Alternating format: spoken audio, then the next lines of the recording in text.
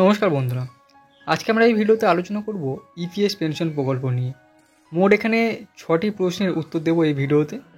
তো প্রথম প্রশ্ন দেখুন, ইপিএস পেনশন প্রকল্প কী, কারা ইপিএসের জন্য যোগ্য, ইপিএসের জন্য কত টাকা জমা রাখতে হয়, ইপিএস পেনশন স্কিমের সুবিধাগুলি কী কী, ইপিএসের অধীনে সর্বনিম্ন এবং সর্বোচ্চ পেনশন পরিমাণ কত, আর লাস্টে আমরা আলোচনা করব আপনার মাসিক পেনশন কত হবে, অর্থাৎ ইপিএসে আপনি এই পেনশন প্রকল্পের মাধ্যমে কত টাকা আপনি পেনশন পেতে পারেন।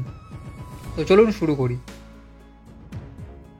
দেখুন, প্রথমে আসছি ইপিএস পেনশন প্রকল্পটি কী। ইপিএস পেনশন হলো সংগঠিত ক্ষেত্রে কর্মীদের জন্য একটি অবসর পরিকল্পনা। যেহেতু ইপিএস ভারত সরকার দ্বারা স্পন্সর করা হয়, তাই রিটার্ন নিশ্চিত এবং এই প্রকল্পের বিনিয়োগের কোনো ঝুঁকি নেই। কর্মচারী এবং নিয়োগকর্তা উভয়ই কর্মচারীর মূল বেতনের 12% ইপিএফতে অবদান রাখেন, যার মধ্যে নিয়োগকর্তার শেয়ারের 8.33% ইপিএসে যায়।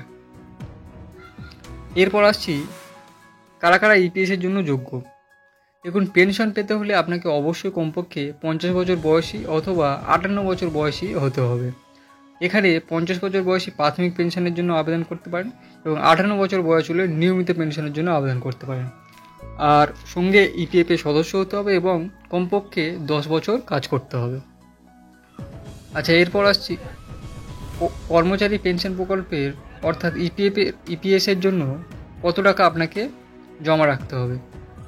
নিয়োগকর্তা এবং কর্মচারী উভয়ই তাদের মূল বেতনের 12% এবং ডিএ পিএফ স্কিমে প্রদান করেন।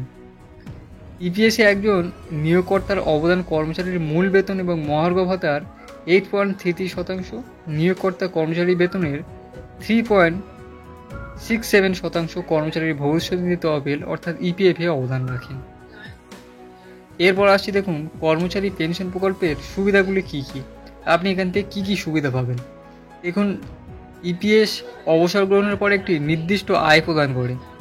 নিয়মিত অবসর গ্রহণের জন্য 58 বছর থেকে শুরু করে অথবা প্রাথমিক অবসর গ্রহণের জন্য 50 বছর থেকে শুরু করে আপনি 10 বছর আগে চাকরি ছেড়ে দিলেও 58 বছর বয়সে আপনি সম্পূর্ণ পেনশন পরিমাণ তুলতে পারবেন। আচ্ছা, এরপর আসছি এখানে আপনার পেনশনের পরিমাণ কত হবে, সর্বনিম্ন এবং সর্বোচ্চ পেনশন আপনি কত পেতে পারেন। দেখুন, এখানে আপনি ন্যূনতম মাসিক পেনশন 1000 টাকা পেতে পারেন এবং সর্বোচ্চ আপনি 7500 টাকা পেতে পারেন। এরপর আসছি আপনার মাসিক পেনশন কত হবে সেটা হিসেব করে দেখা যাক। দেখুন, বর্তমানে সর্বোচ্চ সীমা 15,000 টাকা অবদান রাখছে। কারো মূল বেতন এবং মহার্ঘ ভাতা মিলিয়ে 35,000 টাকা হলেও তার ইপিএস পেনশন 15,000 টাকা বেতন গণনা করা হবে।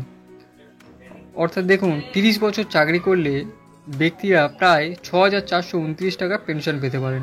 এখানে ক্যালকুলেশনটা দেখে নিন, পেনশনযোগ্য বেতন ইন্টু পেনশনযোগ্য পরিষেবা ডিভাইডেড বাই 70 সমান দেখুন, অর্থাৎ আপনার পেনশনযোগ্য বেতন হচ্ছে 15,000 টাকা আর পেনশনযোগ্য পরিষেবা ইন্টু এখানে 23 ধরা হয়েছে এবং ডিভাইডেড বাই 70 করতে হবে, তাহলে এখানে বেরিয়ে আসছে কত, 6,429 টাকা। সো আশা করছি ভিডিওটা আপনাদের ভালো লেগেছে। ভালো লাগলে অবশ্যই একটি লাইক করবেন, কমেন্ট করে আপনার মতামত জানাতে ভুলবেন না এবং বন্ধুদের সাথেও শেয়ার করতে পারেন এবং অবশ্যই চ্যানেলটি সাবস্ক্রাইব করে রাখবেন।